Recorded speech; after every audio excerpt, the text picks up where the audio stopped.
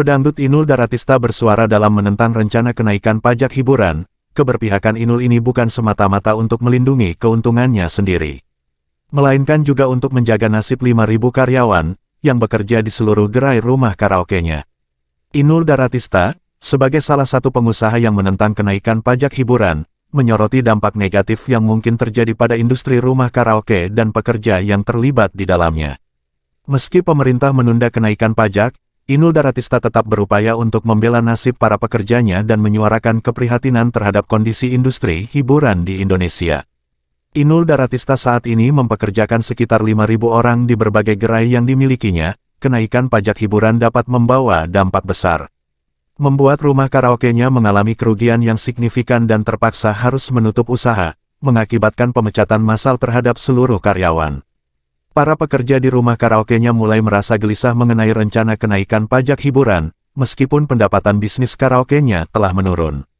Terutama dengan penerapan pajak hiburan sebesar 25% saat ini, wacana kenaikan hingga 40% membuat para karyawan semakin khawatir.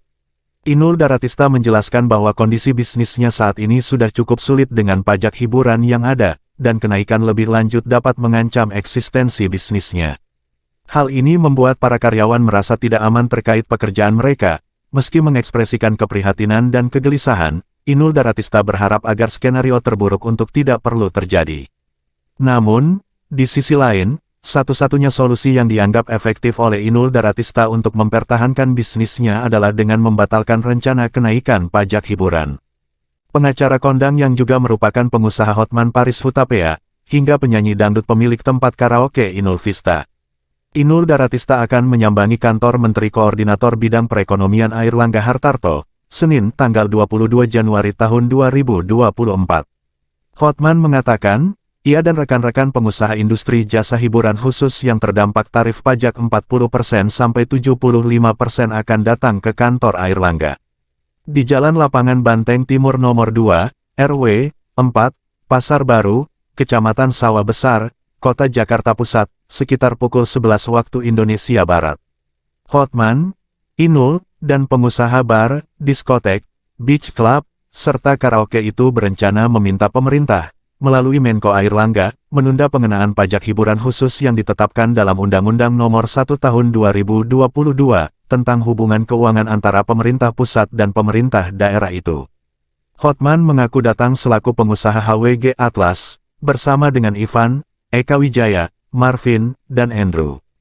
Sementara itu, Inul datang selaku pengusaha Inul Vista. Selain mereka, ada pula Ketua Gabungan Industri Pariwisata Indonesia Haryadi Sukamdhani.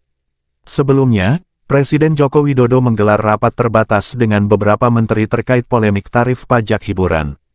Dalam keputusan rapat, pemerintah akan menerbitkan surat edaran terkait insentif fiskal untuk meringankan pelaku usaha. Polemik yang terjadi pengusaha diskotek, karaoke, klub malam, hingga spa, memprotes penerapan pajak barang dan jasa tertentu sebesar 40% sampai 75%. Hal ini tertuang UU Nomor 1 Tahun 2022 tentang hubungan keuangan antara pemerintah pusat dan pemerintah daerah.